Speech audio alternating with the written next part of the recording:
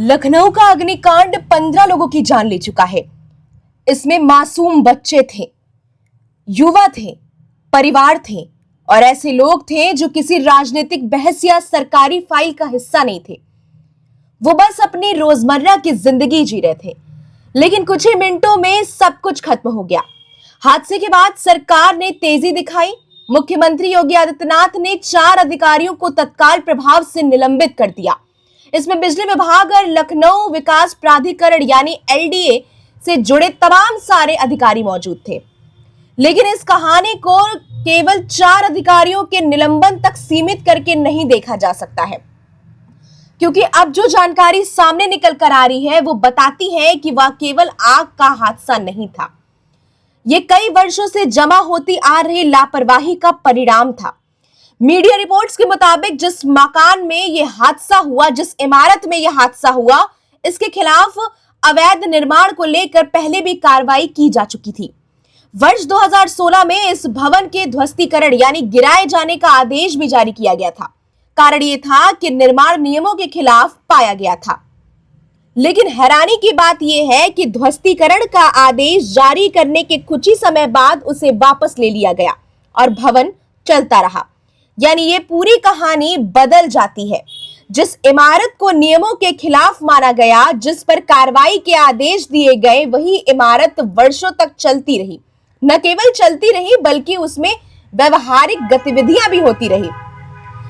सरकारी रिकॉर्ड बताते हैं कि अवैध निर्माण को रोकने और जिसके खिलाफ ये कार्रवाई की गई है, उसमें जिम्मेदारी एलडीए की होती है।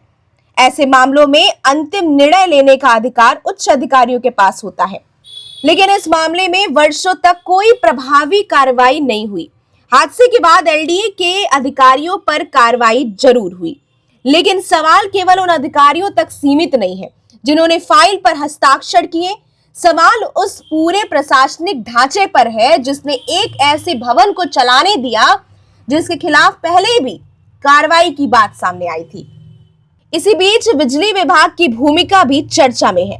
रिपोर्ट्स के अनुसार भवन में स्वीकृत क्षमता से अधिक, या यूं कहें कि कई ज्यादा अधिक बिजली लोड इस्तेमाल हो रहा था। जहां निर्धारित क्षमता लगभग 20 किलोवाट बताई जा रही है, वहीं वास्तविक लोड इसमें काफी ज्यादा पहुंच चुका था। इसका सीधा मतलब है कि बिजली व्यवस्था पर अतिरिक्त दबाव पड़ रहा था। जब किसी भवन में निर्धारित सीमा से अधिक बिजली उपयोग होती है तो तारों, केबलों और ट्रांसफार्मरों पर असर पड़ता है। ऐसे मामले में बिजली विभाग की निगरानी और कार्रवाई बेहद महत्वपूर्ण मानी जाती है। लेकिन यहां भी लंबे समय तक कोई ठोस कार्रवाई सामने नहीं आई। यानी एक तरफ अवैध निर्माण का मामला था तो दूसरी तरफ सुरक्षा मानकों से जुड़ी गंभीर चिंताएं थी। हादसे के बाद अब जांच समितियां बनाई गई हैं। एलडीए ने अपनी जांच शुरू कर दी है। विद्युत सुरक्षा विभाग अपनी जांच कर रहा है। एसआईटी भी पूरे मामले की पड़ताल में जुटी हुई है।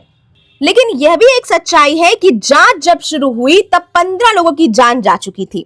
हादसे के बाद उत्तर प्रदेश के कई शहरों में, होटलों में, कोचिंग संस्थानों में और व्यवसायिक इमारतों की जांच शुरू कर दी गई।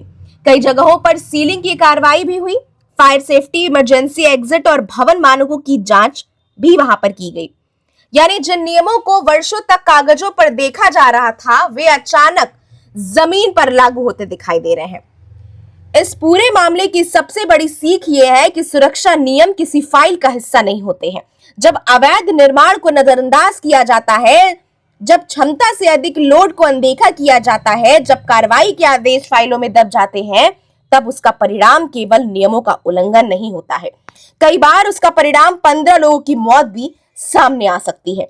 और यही वजह है कि लखनऊ अग्निकांड केवल एक हादसा नहीं बल्कि पूरे सिस्टम की जवाबदेही की कहानी बन चुका है।